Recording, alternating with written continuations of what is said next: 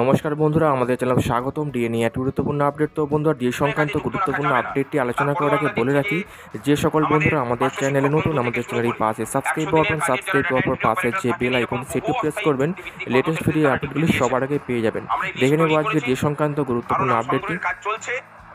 নির্বাচন কমিশনকে বলতে চাই যে যদি এই নামগুলো কাটা না যায় তাহলে সামনের সপ্তাহেই হয়তো 100% বুথে কেন্দ্রীয় বাহিনী, 100% বুথে ওয়েবকাস্টিং এবং অস্থায়ী কর্মচারীদের এই নির্বাচন প্রক্রিয়া থেকে বাদ দেওয়ার দাবি জানিয়ে আমরা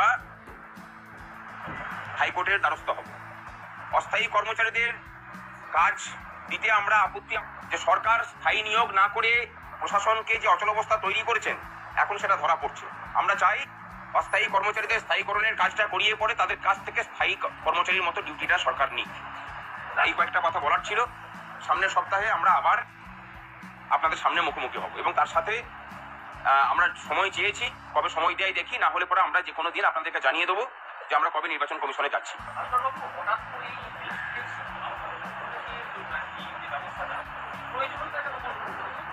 দেখুন, একটা বিষয় আপনারাও হয়তো বুঝতে পারছেন যে পশ্চিমবঙ্গে কাজ করে ভোট পেতে হবে, এই ব্যবস্থাটা যেহেতু বিলীন হয়েছে, ভোট নেওয়াটা এখন প্রায় চুরি, মানে ভোটটা জোর করে কেড়ে নেওয়াটা এখন অধিকারের জায়গাতে গেছে।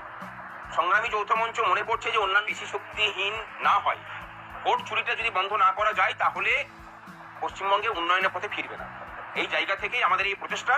আমরা এই প্রচেষ্টায় সামিল হওয়ার জন্য এই রাজ্যের সাধারণ মানুষ এবং সংবাদ মাধ্যমের বন্ধুদের কাছেও সহযোগিতা চাইছি, যে চলুন সকলে মিলে চেষ্টা করি পশ্চিমবঙ্গের ভোটের এই বাতাবরণটাকে বদল করার জন্য, যেন অন্যান্য রাজ্যের মতো স্বচ্ছভাবে নির্ভয়ে মানুষ নিজের পছন্দের প্রার্থীকে বেছে নিতে পারেন, তার পরিবেশ তৈরি করুন। ভাস্করবাবু, অনেক জায়গায় দেখা যাচ্ছে শারীরিকভাবে প্রতিবন্ধী কর্মচারীদেরও ডিউটি দেওয়া হচ্ছে, এই ব্যাপারে আপনাদের সংগঠন কি স্টেপ নিচ্ছে? শারীরিকভাবে প্রতিবন্ধী কর্মচারীদের ডিউটি দেওয়া যায় না। তারপরেও যদি কোথাও দেওয়া হয়ে থাকে তারা আমাদের এই যে অভিযোগ জানান, আমরা নির্বাচন কমিশনের সাথে কথা বলে তাদের ডিউটি কাটানোর ব্যবস্থা করব।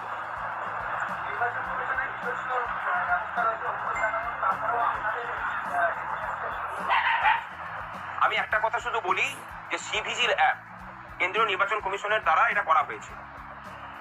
অভিযোগ আসছে বিভিন্ন জায়গা থেকে, আমাদের কাছে অভিযোগ এসেছে যে সিভিজিল অ্যাপে অভিযোগ করলে পরে নিয়ম অনুযায়ী সেই মানে অভিযোগের নিষ্পত্তি 100 মিনিটের মধ্যে করতে হয়, কিন্তু দেখা যাচ্ছে যে যিনি অভিযোগ করছেন তাতে আর অভিযোগ জানাবেন না।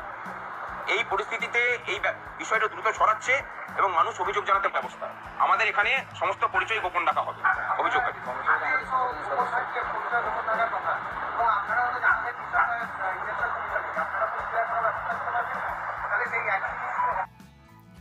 তো বন্ধুরা, এই ছিল ডিএ সংক্রান্ত গুরুত্বপূর্ণ আপডেট। কেমন লাগলো কমেন্ট করবেন, লাইক করতে ভুলবেন না। ডিএ সংক্রান্ত পরবর্তী আপডেট পাওয়ার জন্য আমাদের চ্যানেলটিকে সাবস্ক্রাইব করে রাখবেন। থ্যাংক ইউ বন্ধুরা ভিডিওটি দেখার জন্য।